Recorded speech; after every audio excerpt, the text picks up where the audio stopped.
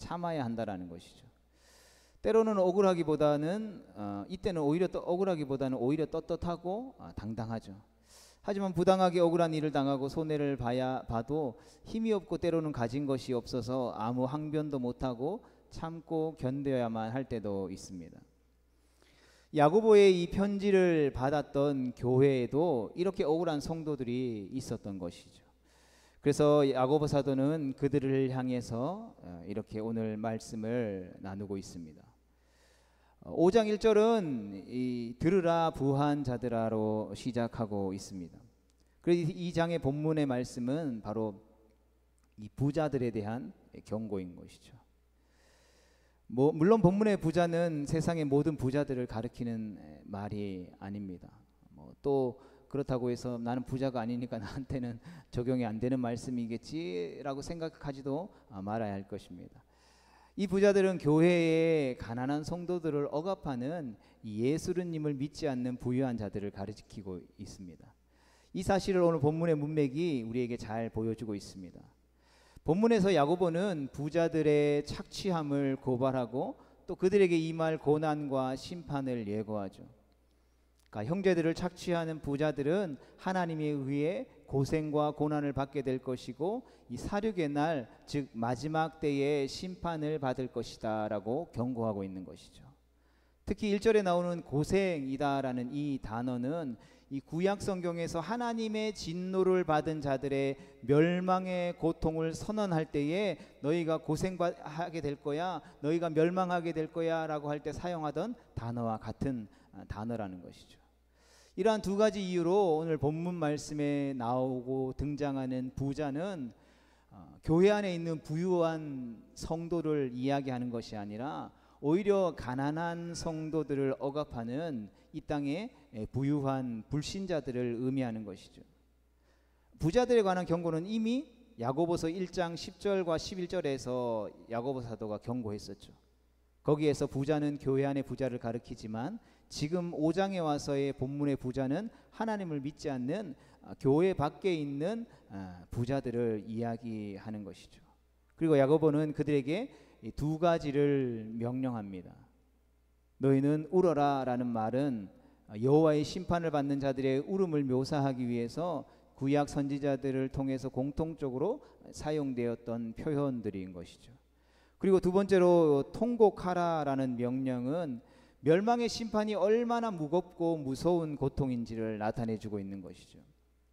그렇다면 왜 부자들이 이토록 슬퍼하고 애통해야 하는 것일까요? 그것은 바로 그들에게 임할 고생 때문이라고 야고보 사도는 1절에서 이야기하고 있는 것이죠. 그러니까 고생은 고난을 말하는데 이들은 모두 고생들이라는 복수로 되어 있다라는 것이죠. 그래서 이들의 고난의 종류가 고생을 당하게 되는 종류가 많다라는 것을 의미해 주고 있는 것입니다. 그런데 야고보는 이 고난들이 그냥 고난이 아니라 너희에게 임할 고난이다라고 말씀하고 있는 것이죠. 고난이 이 믿지 않는 세상의 부자들 위에 내려온다라는 것이죠. 그리고 그 부자들이 당할 고난은 하나님으로부터 내려오는 고난을 의미하는 것입니다. 그렇기 때문에 부자들은 이 고난을 지금 이들이 가지고 있는 취하고 있는 상태로는 결코 피할 수 없다라는 것을 이야기해 주는 것이죠. 그래서 오늘 본문 말씀은 첫 번째 의미로는 세상에 믿지 않는 부자들, 하나님이 기뻐하시지 않는 모습으로 살아가는 그 부자들을 향해 지금의 모습에서 돌이켜야만 마지막 때에 구원을 받을 수 있다라는 것을 이야기하면서 복음을 전하고 있는 것이고, 또 다른 한편으로는 그러한 자들에게 이러한 경고를 이야기하면서 그들을 향하여서 하나님이 주목하고 계심을, 하나님이 그들을 모른 채 하고 있는 것이 아니라 그들의 일들을 모두 다 알고 있기 때문에 믿는 자들로 하여금 그들로 인하여서 고난과 고통 가운데 있는 성도들을 위로하고 격려하기 위한 목적이라는 사실을 우리는 기억할 필요가 있는 것입니다. 이처럼 야고보는 부자들에게 고난이 임할 것을 경고한 후에 그들 위에 고난이 임하는 이유에 대해서 설명해 주고 있습니다. 그 이유는 크게 오늘 네 가지로 나타날 수 있는데요. 첫 번째로는 바로 부를 축적했기 때문인 것입니다. 본문 2절과 3절의 이 상반절 말씀을 같이 읽어보겠습니다. 시작. 너희 재물은 썩었고 너희 옷은 좀 먹었으며 너희 금과 은은 녹이 슬었으니. 아멘. 재물이 썩고 옷이 좀 먹고 금과 은이 녹슬었다라는 말은 부자들이 이것을 어떻게 했다라는 말입니까? 쌓아두었다라는 것이죠. 그 직접적인 표현이 3절 하반절에 가면 너희가 쌓아도다라고 표현하고 있습니다. 그렇다고 해서 부를 축적하는 게 그런 문제가 된다라고 이야기하는 것인가에 대해서 우리가 고민해 볼 때 그것은 아니라는 것이죠. 그러니까 야고보는 재물을 쌓아두는 것 자체 때문에 고난이 그들에게 임한다라고 말하고 있지 않다라는 것이죠. 그렇기 때문에 단순히 부자이기 때문에 고난을 받아야 된다라는 공식이 적용되는 것이 아니라는 것을 주의 깊게 우리는 살펴보아야 하는 것입니다. 부자들에게 고난이 임하는 이유는 다른 데 있다라는 것이죠. 그것은 바로 그들이 재물을 왜 쌓아두고 있는지에 대한 이유와 목적 때문이라는 것이죠. 이들이 왜 재물을 쌓아두었습니까? 그들은 무슨 목적으로 재물을 축적했습니까? 이 부자들의 재물 축적은 오래전부터 계속되어 왔습니다. 그래서 재물이 썩었고 옷이 어떻게 되었다고요? 좀 먹었다라는 것이죠. 게다가 사람들이 영원히 변하지 않는다라고 여기는 금과 은마저도 녹이 슬 정도니 그들이 부를 축적해온 기간은 굉장히 오래된 일이라는 것이죠. 그들은 매우 오랫동안 부를 축적했다라는 것이죠. 썩어질 재물과 좀 먹을 옷과 녹슬어 없어질 보화들을 모으고 모았다라는 것이죠. 그들이 이렇게 한 이유는 무엇이겠습니까? 그들은 이 땅을 살아가면서 썩고 좀 먹고 녹슬어 없어질 재물에 그들의 마음, 즉 그들의 삶에 소망을 두었기 때문이라는 것이죠. 그들은 성경이 허망하다라고 말하는 것, 잠깐 있다 사라지는 임시적이라는 것, 영생을 결코 줄 수 없는 것들에 소망을 두고 인생을 허비했다라고 이야기하는 것이죠. 그래서 그들의 인생은 참으로 의미가 없고 무가치한 것이 되고 말았다라는 것이죠. 그들은 썩어 없어질 재물이 자신을 지켜주고 보호해 주리라고 믿고 의지했다라는 것이죠. 그들은 일시적이고 없어질 재물에 인생을 맡기고 신뢰했다라는 것이죠. 그래서 결국 허망한 것들이 그들의 섬김의 대상이 되었고 결국 우상이 되고 말았다는 것이죠. 그러니까 부자들은 하나님을 의지하고 섬기는 대신에 썩어 없어질 재물과 좀 먹을 옷과 녹슬 보화를 의지하고 섬겼다라는 것이죠. 그리고 이것이 그들에게 죄가 되었다라는 것이죠. 부를 축적한 것이 죄가 아니라 그 부를 축적한 근본 목적과 이유가 죄가 되었다라는 것이죠. 이에 대한 욥의 생각은 이렇습니다. 욥기 31장 24절과 25절 그리고 28절 우리 세 절 말씀을 같이 읽어보겠습니다. 시작. 만일 내가 내 소망을 금에다 두고 순금에게 너는 내 의뢰하는 바라 하였다면 만일 재물의 풍부함과 손으로 얻은 것이 많음으로 기뻐하였다면 그것도 재판에 해부할 죄악이니 내가 그리하였으면 위에 계신 하나님을 속이는 것이리라. 아멘. 부자들이 재물을 축적한 이유는 그들은 하나님께 소망을 두고 있지 않았고 하나님을 의지하지 않은 까닭이라는 것이죠. 그들이 그렇지 않다고 아무리 부인해도 금과 은의 쓴 녹이 그 증거가 된다라는 것입니다. 영원히 변하지 않는 것으로 여겨지는 그 순결함의 대명사가 되는 금과 은마저도 녹이 슬 정도라면 도대체 그들은 얼마나 오랫동안 그것을 쌓아두었다는 말이 되겠습니까? 게다가 금과 은을 그들의 몸에 가까이 둠으로써 녹에서 나오는 독이 살을 먹어버릴 정도이니 그들이 그것을 또 얼마나 아끼고 아꼈다라는 말이 되겠습니까? 그들은 하나님을 가까이 모신 것이 아니라 금과 은을 가까이 모신 것이죠. 그러므로 그들은 뭐라고 해도 오랫동안 재물을 축적했고 그것에 애착을 가지고 그것을 섬기며 살아왔다라는 것이죠. 한마디로 그들은 참되고 참으로 헛되고 썩어 없어질 것에 매여서 종노릇하며 살았다라는 것이죠. 그리고 부자들은 그 재물이 자신들의 소유라고 굳게 믿었다라는 것입니다. 야고보는 이것을 강조하기 위해서 너희의 재물, 너희의 옷, 너희의 은과 금이라고 표현하고 있는 것이죠. 그러나 그는 이러한 소유가 결국 그들을 해칠 것이다 라는 사실도 분명히 하죠. 너희의 고난, 너희의 살이라는 말씀이 이를 잘 증거합니다. 너희의 재물은 너희의 고난이 되었고 너희의 금과 은은 너희의 살을 먹을 것이다 라고 표현했다라는 것이죠. 여기 3절에 살을 먹었다라는 말은 죽음을 암시하는 표현이죠. 부자들은 자신들을 위해 오랫동안 재물과 옷과 보화를 쌓아왔지만 오히려 그것에 매이게 되고 마침내 그것에 의해 죽음을 맞이하게 된다라는 것이죠. 그리고 더 나아가서 그들은 말세의 재물을 재축적했다라는 것이죠. 말세는 마지막 때를 의미하죠. 마지막 날은 일반적으로 종말의 날이라는 것이죠. 심판의 날을 의미하는 것입니다. 그래서 본문 이후 8절은 주의 강림이 가까우니라 라고 말씀합니다. 야고보서 5장 9절에 보면 심판주가 문 앞에서 계심을 말씀하죠. 그럼에도 불구하고 부자들은 이 사실을 믿지 않고 자신들을 위해 재물을 자꾸만 쌓아두려고 했다라는 것입니다. 그리고 부자들의 이러한 불신앙의 행태 위에 하나님이 내리시는 고난이 임한다라는 것이죠. 성도 여러분, 그러하기에 성도의 삶과 이러한 부한 자들의 삶은 근본적으로 다르다라는 것을 우리는 기억해야 합니다. 성도는 어떤 사람들입니까? 성도는 필요한 것을 쌓아두고 쓰는 사람이 아니라 하나님께 구해서 쓰는 사람들이라는 것을 우리는 기억해야 합니다. 야고보서 5장 1장 5절과 6절 하반절 말씀 같이 보겠습니다. 시작. 누구든지 지혜가 부족하거든 모든 사람에게 후히 주시고 꾸짖지 아니하시는 하나님께 구하라. 그리하면 주시리라. 아멘. 지금 이제 한참 농사철이죠. 제가 농협 유튜브를 우연히 구독해가지고 보다가 어떤 좀 이제 유명한 연예인이 어떤 농사 짓는 한 젊은 청년과 같이 이제 농사를 짓는 그런 영상을 이렇게 농협에서 이제 찍었더라고요. 그래서 이제 그 유튜브를 보는데 그때 이제 이 표현을 처음 알았어요. 천수답이라는 표현을 처음 알았는데, 그러니까 저수지를 통해서 물을 공급받는 그 논이 아니라 그러니까 하늘이 비를 내려야만 농사를 지을 수 있는 논을 천수답이라고 하는데, 이제 그 두 사람이 짓게 되는 500-600평 정도 되는 이제 그 땅이 그런 땅이더라고요. 산 중턱에 있는 그래서 천수답 논이라서 하늘이 비를 내려줘야만 농사를 지을 수 있는 곳이다라고 이렇게 이야기를 하더라고요.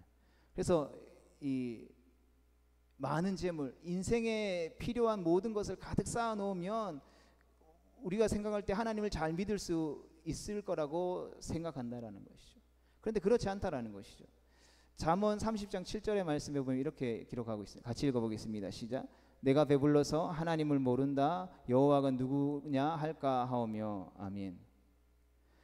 그러니까 없어도 우리의 신앙과 믿음이 때로는 흔들리지만 우리에게 부족함 없이 채워져 있어도 우리의 신앙이 흔들릴 수 있다라는 것을 의미하는 것이죠. 이스라엘의 역사가 이것을 잘 증명하죠. 그러니까 이 이스라엘이 북쪽 이스라엘과 남쪽 유다로 나뉘게 되죠. 그러니까 북이스라엘은 매우 이 비옥한 땅입니다. 물이 많아서 모든 것이 풍부하죠. 그래서 반면에 이스라엘의 남쪽은 말 그대로 광야에서 물도 없고 모든 것이 풍부하지 못한 땅입니다. 이제 저도 가본 지 한 14년 정도 된 것 같은데 지금도 여전히 그렇죠. 그런데 어디가 먼저 망했습니까? 모든 것이 풍부한 북이스라엘이 하나님을 버리고 우상을 섬기다가 BC 722년경에 아수르에 멸망당하게 되죠. 그러니까 부족한 것이 있어야 하나님을 의지하고 하나님을 찾는다라는 것이 영적인 진리인 것이죠. 몸도 건강하고 물질도 풍부해서 부족한 것이 없으면 하나님께 더 가까이 나아가는 것이 아니라 오히려 하나님 앞에서 멀어진다라는 것이죠. 이것이 인류 역사가 증언하고 있는 죄인된 인간의 모습이라는 것입니다. 그래서 성도의 삶이 어떠한 삶이어야 한다라는 것이죠. 영적 천수답이 되어야 한다라는 것이죠.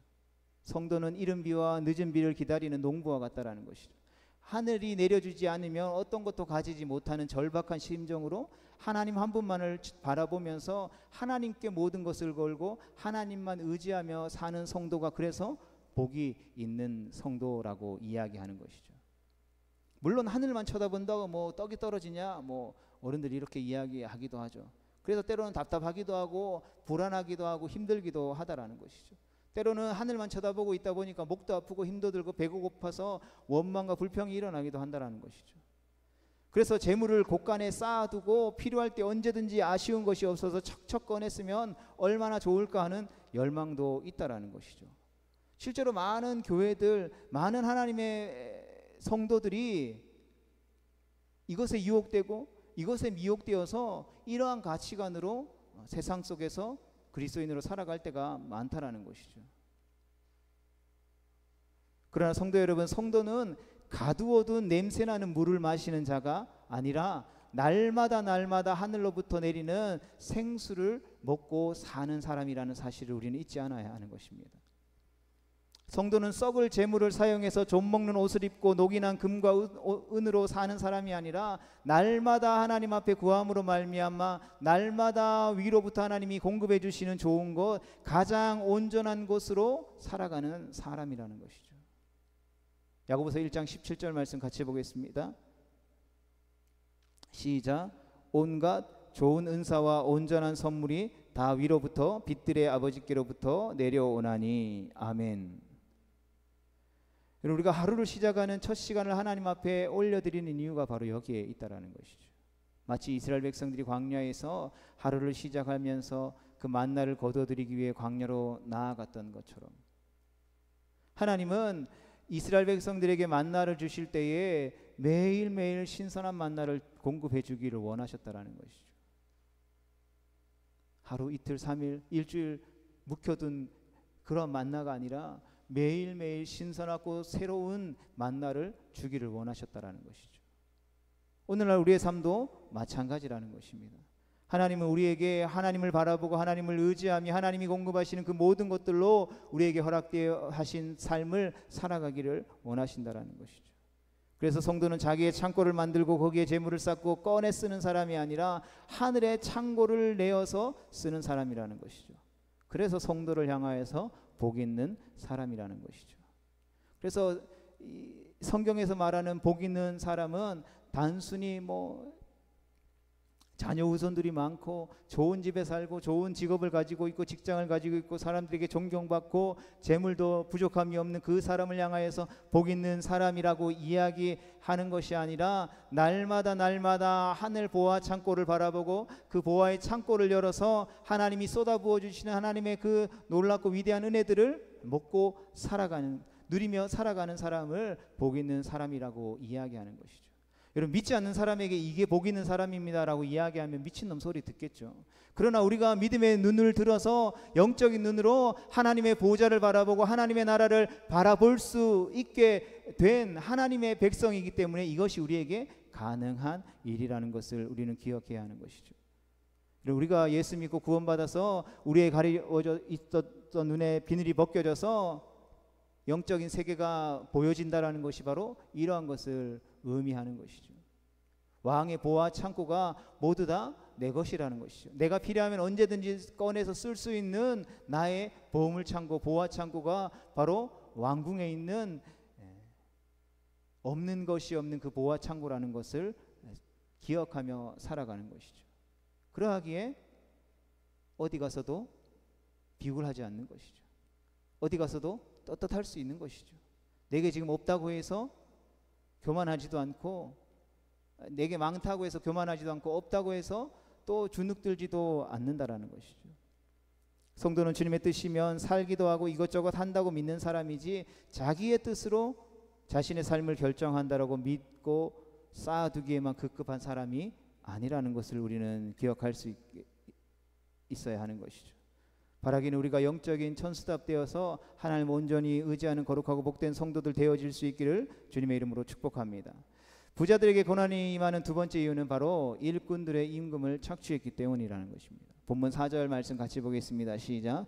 보라, 너희 밭에서 추수한 품꾼에게 주지 아니한 삭시 소리 지르며 그 추수한 자의 우는 소리가 만군의 주의 귀에 들렸느니라. 아멘. 이 임금은 추수한 품꾼들이 땅이 받아야 할 그들의 삭시죠. 또한 이 임금은 부자들이 주지 않은 체불한 임금이라는 것입니다. 그래서 이 임금은 품꾼들이 부자들에게 빼앗긴 임금인 것이죠. 부자들은 일꾼에게 마땅히 삭스를 지불해야 되는 것이 정상입니다. 그러나 그들은 그렇게 하지 않고 착취했던 것이죠. 그들은 썩어 없어질 재물을 모으기 위해서 착취했고 강탈했으며 도둑질했다라는 것이죠. 그러니까 부자들은 악한 재물을 모으기 위해 악한 방법을 동원하게 되죠. 그런데 야고보는 바로 그 삭시 외치고 있다라고 말하죠. 그러니까 이 외침은 멈추지 않는 계속적인 외침이며 임금을 강탈당한 일꾼들의 아픔을 대변하는 표현인 것입니다. 임금을 강탈당한 일꾼들의 마음이 얼마나 억울하고 아팠으면 생명이 없는 임금마저 소리를 질렀겠습니까? 이처럼 부자들은 자기의 욕심을 채우기 위해서라면 다른 사람들의 아픔 따위는 안중에도 없었다라는 것이죠. 이런 이들의 악행으로 인해 그들 위에 무엇이 임한다고요? 고난, 고생이 임한다라는 것이죠. 그들은 일꾼들의 이 소리를 치게 했으므로 그들도 소리내어 울어야 한다라는 것이 바로 1절에서 통곡하다의 표현이 등장하게 된 이유인 것이죠. 또한 야고보는 일꾼들의 부르짖음이 만군의 여호와의 귀에 들렸다라고 말씀합니다.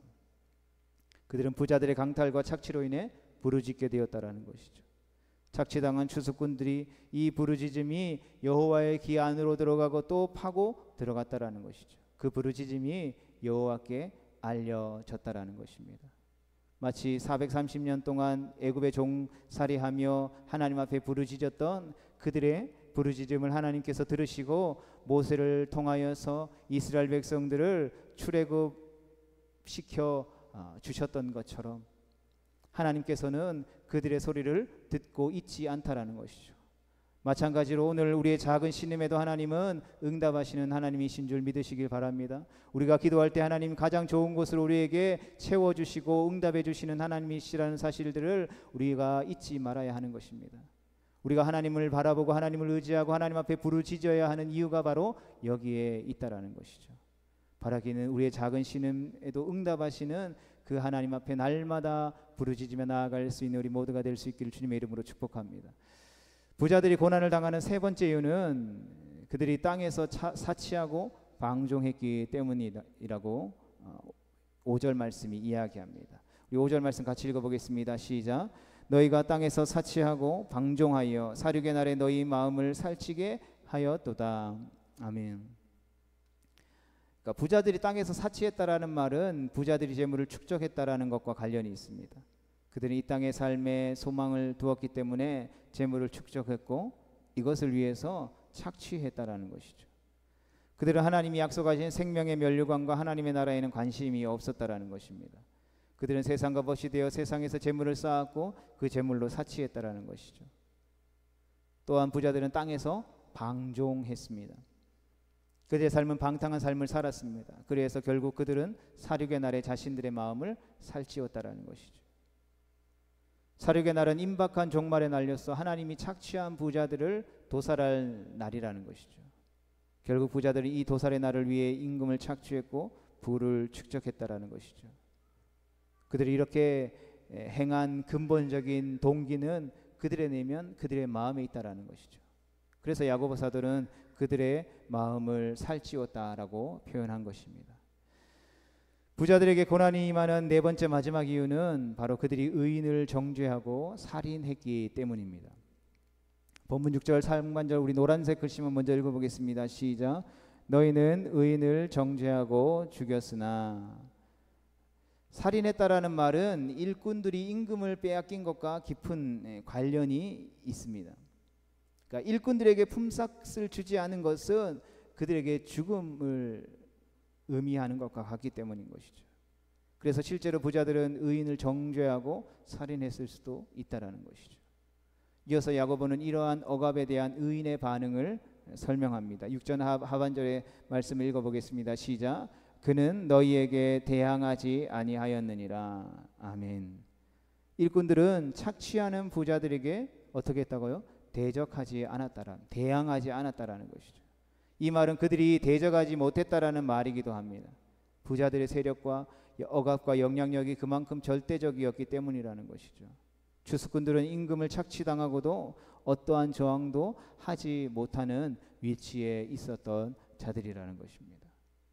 야고보 사도는 이들이 이러한 네 가지 이유로 인하여서 결국에는 울며 애통하고 고통 가운데에 처하게 되며 종말에는 망하게 될 것이다 라고 말씀하고 있는 것이죠.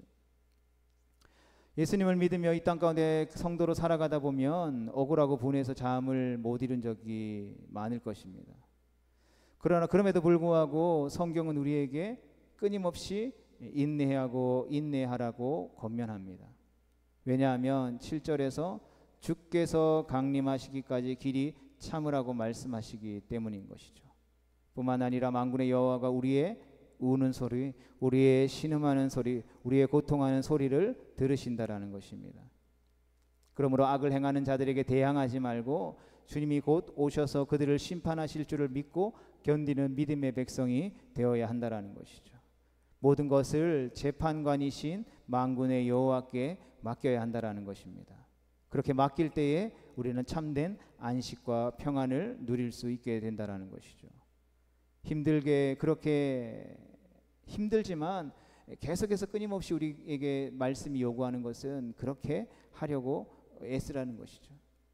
문득문득 분노가 우리 안에 치밀어 오를지라도 우리가 재판관이 되거나 우리가 심판자가 되어서는 안 된다라는 것이죠. 우리가 우리의 삶의 주인이 되어서는 안 된다라는 것입니다. 하나님의 손에 모든 것을 맡길 수 있는 것이 진정한 승리의 길이며 그것이 이 땅을 살아가는 거룩한 하나님의 백성으로서 참된 삶의 모습이다라고 우리 가운데 말씀해주고 있다라는 것이죠. 그러하게 이와 같이 우리도 하나님 대신에 재물을 추구하는 불신앙의 모습들을 우리는 경계해야 합니다. 우리 때문에 억울한 일을 당하는 사람이 없도록 우리 자신과 주변의 사람들을 세밀하게 살피고 잘 또한 돌볼 수 있어야 하는 것이죠. 나아가서 하나님이 우리에게 맡겨주신 재물을 청지기로서 바르게 사용하는 것이 아니라 사치와 방탕으로 사용하고 있지는 않은지, 하나님의 나라를 위해서 쓰임 받고 있는지에 대해서 우리의 삶 또한 점검해 볼 수 있어야 하는 것이죠. 그렇게 우리 모두가 언제나 하나님을 우러러 바라보며 의지하는 하나님의 천수답으로 살아가는 거룩하고 복된 성도 되어질 수 있기를, 그러한 우리의 삶을 통하여서 이 세상이 변화되어지고 이 세상에 하나님의 영광을 보며 주님의 다시 오실 길이 예비되어질 수 있기를, 그러한 은혜가 우리 모두에게 있기를 주님의 이름으로 축복합니다. 기도하겠습니다.